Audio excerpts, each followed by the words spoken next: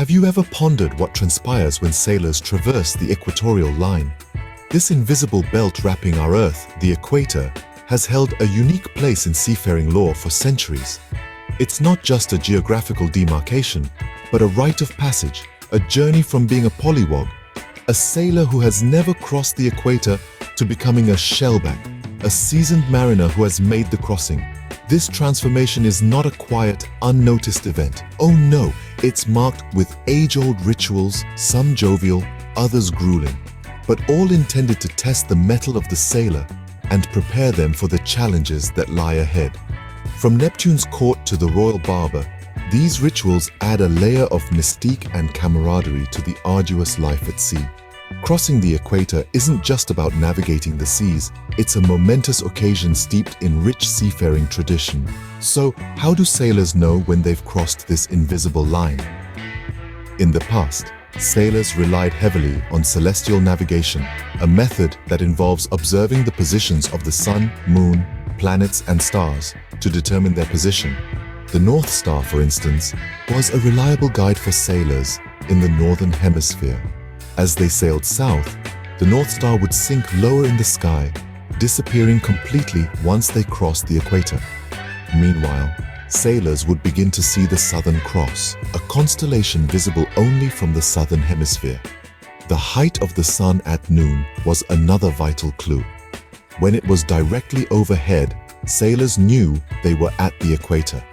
This method, though, required careful observations and calculations and was not always accurate.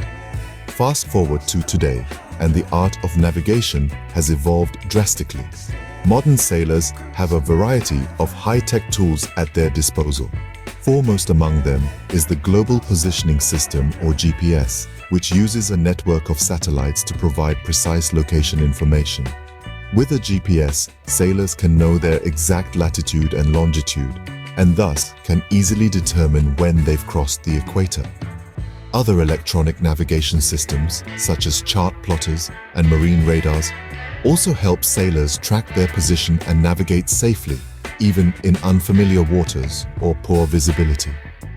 From ancient stargazing to modern technology, sailors have always found ways to know when they've crossed into the other half of the world. Now we've reached the most intriguing part. What exactly happens when sailors cross the equator? As it turns out, crossing the equator is not just about navigating geographical lines on a map. It's a rite of passage, a tradition steeped in maritime lore that many sailors take quite seriously. One of the most popular rituals is known as the Court of Neptune. This ceremony sees sailors who've previously crossed the equator, known as shellbacks, initiating those who haven't, called polywogs. The ritual can be quite theatrical, often featuring a sailor dressed up as Neptune, the Roman god of the sea, along with his court, that usually includes his queen, a royal baby, and other mythical sea creatures. The initiation rites for the polywogs can range from harmless fun to grueling tasks. These could involve anything from being doused in water, kissing a fish, shaving heads, or even crawling through a tunnel of slop. The intention is not to humiliate, but to test the mettle of the sailors, to bond them in shared experience, and to pay respect to the immense power of the ocean. This tradition varies across cultures and navies. Some perform a more solemn ceremony, offering a toast to Neptune or pouring wine into the sea as an offering. Others may opt for a simple celebration, marking the occasion with a special meal or a toast. What's common across these varied traditions, though, is the sense of camaraderie and the respect for the sea. Crossing the equator is an event that creates a bond among sailors, a shared experience that transcends language and culture. It's an acknowledgement of the sea's power and a sailor's reverence towards it. In the end, whether it's a fun ceremony or a solemn ritual, crossing the equator is a milestone in a sailor's journey, a tradition that binds seafarers across time and cultures. So, why is crossing the equator considered such a significant event? Well, it's more than just a geographical milestone. It's a rite of passage, a testament to a sailor's experience and knowledge. Crossing the equator fosters a sense of unity and camaraderie among crew members, adding to the mystique and allure of seafaring life.